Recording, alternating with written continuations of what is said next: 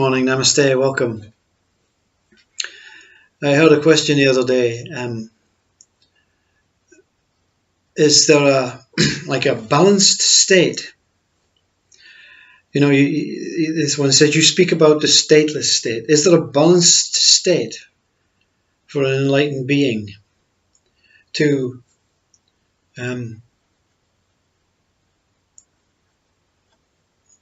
be more likely to be throughout an individual day, say?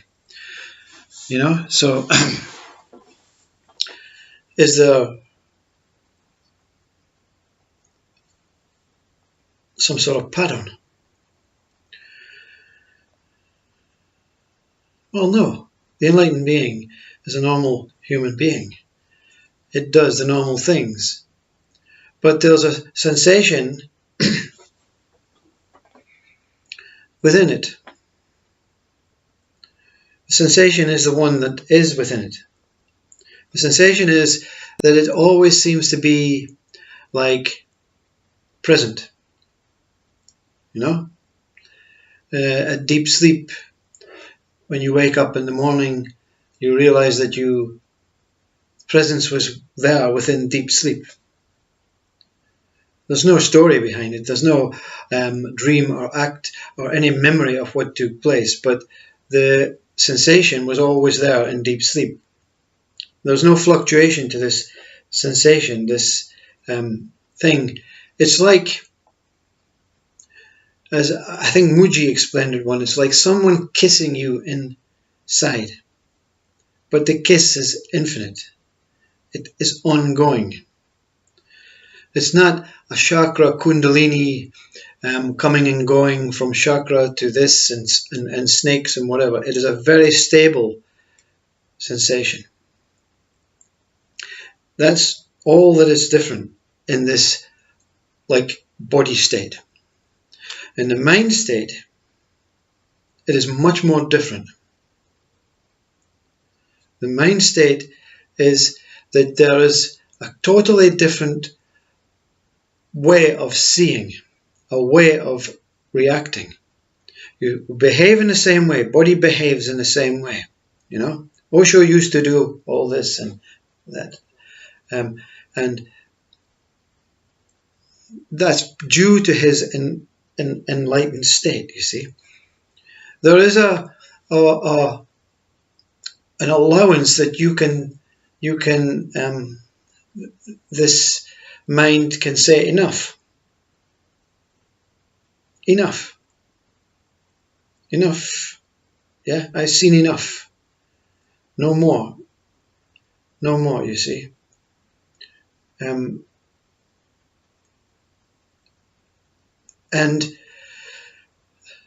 that is down to that individual one and how it is being led to live out this life, live out this body. So it is a negotiation between source, this inside thing, source and this inside thing. The body and mind is exempt. The body and mind is just here to be a vessel and wait for, like a taxi here. Yeah. So this negotiation is a very understanding that you will be encouraged to say enough, because your body and mind has maybe taken on all it can take on for this period of time. Maybe in another period of time, moreness, more enlightenment. Enlightenment is an ongoing thing, you see. Enlightenment means that there is no thing. Mind wants a result, you see. But enlightenment, you know, there's no result. The result is infinite, ongoing, infinite beyond this. And like any other state of human, you can sit and say, no more for now, you know. So with the mind state is very peaceful. The mind is very peaceful in an enlightened state. In comparison to what was before awakening, horrendous mind, you see.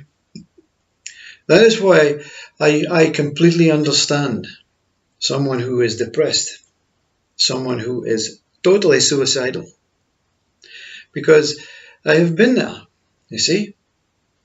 And the comparison between that horrible, I mean, there's not a word can describe enlightenment, but there's not a word that can describe true suffering. The experience of moving from true suffering to true freedom is, you know, you can cry for days and weeks and months and gratitude for being allowed to move and from this to that. So the mind state is very, very peaceful, very understanding, very accepting.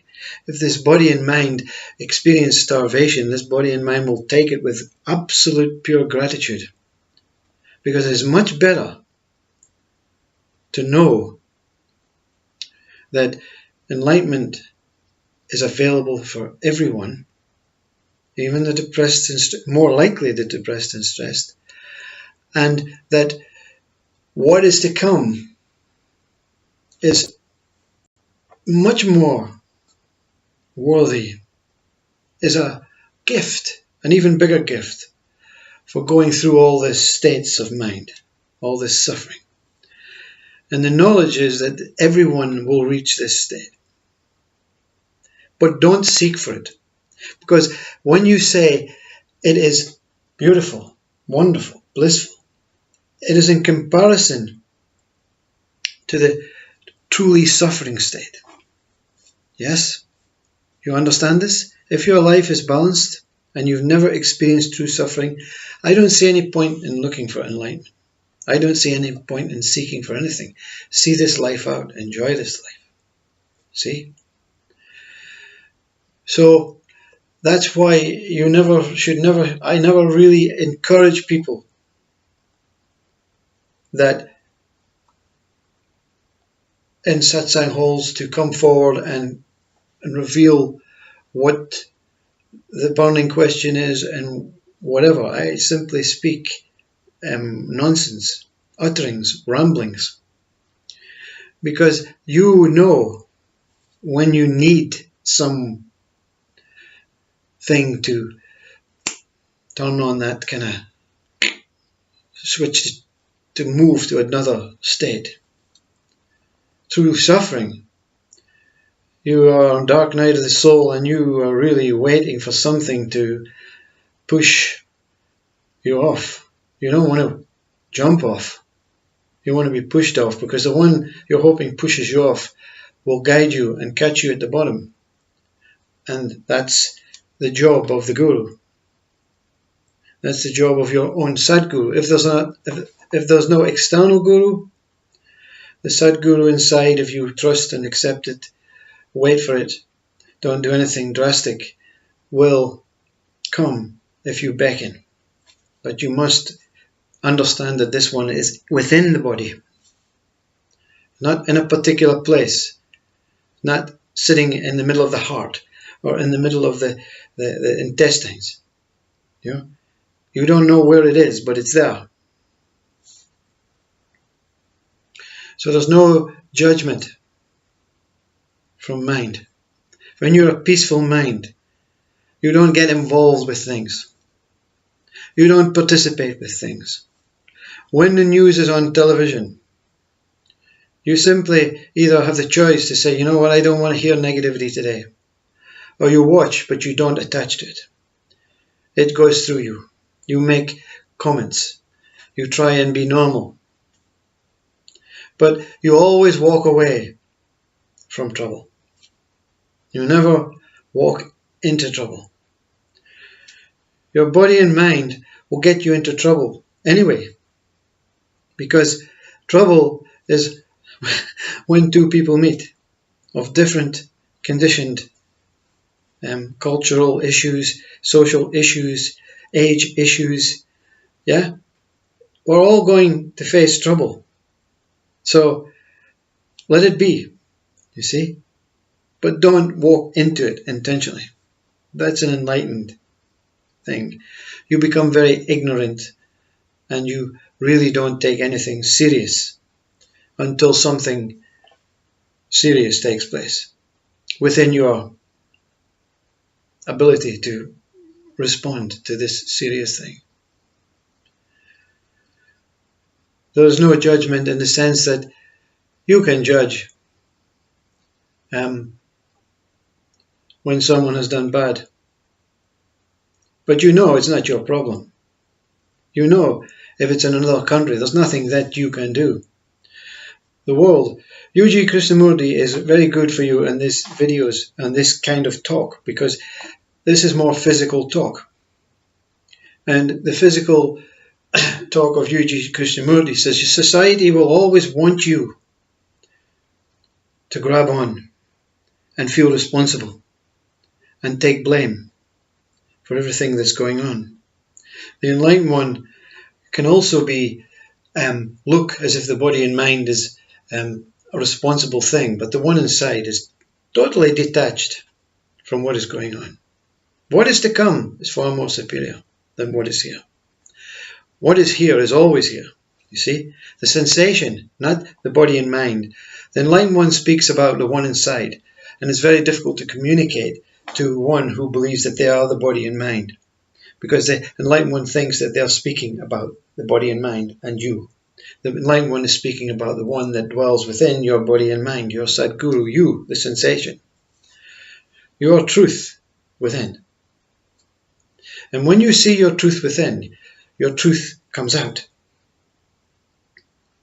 You see, when you realize, experience your truth that you are, your truth, then it's like the light switches on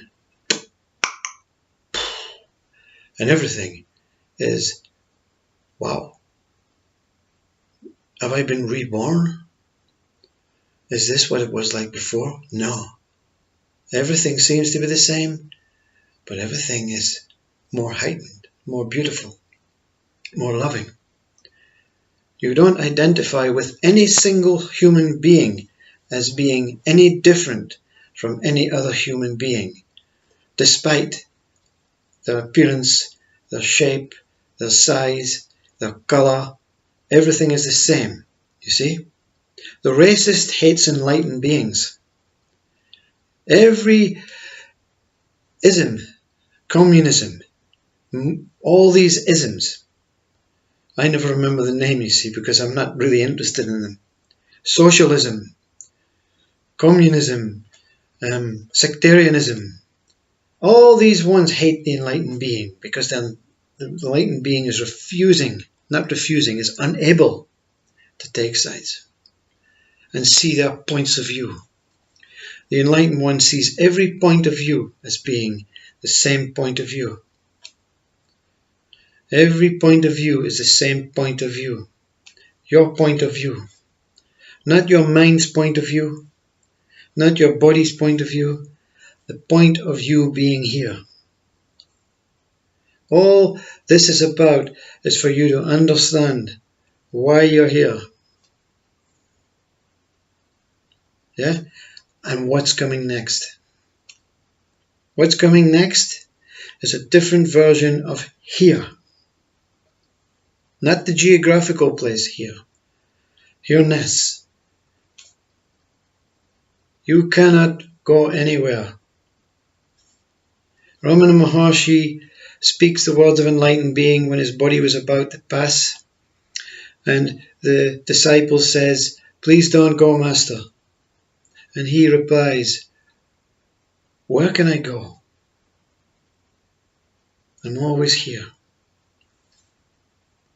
Not in the memory of the disciple, not in dust, in heart, in core.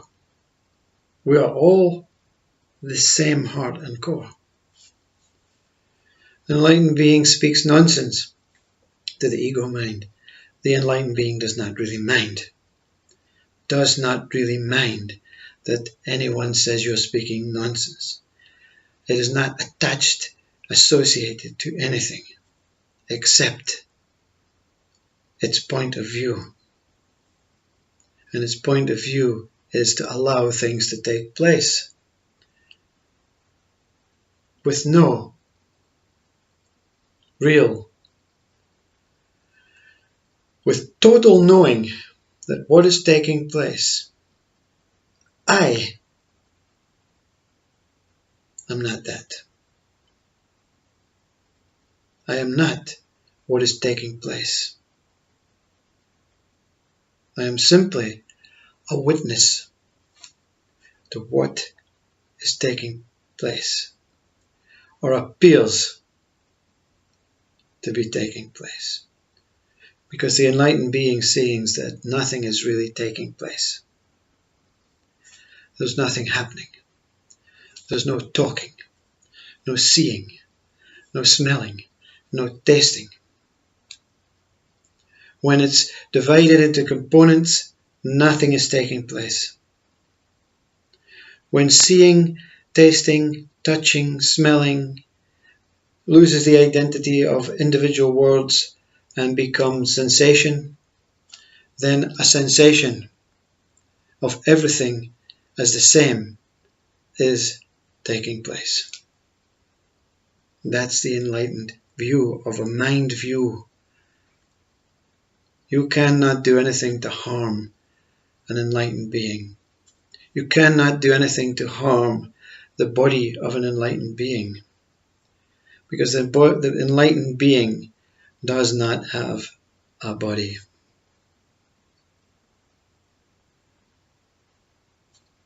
Namaste.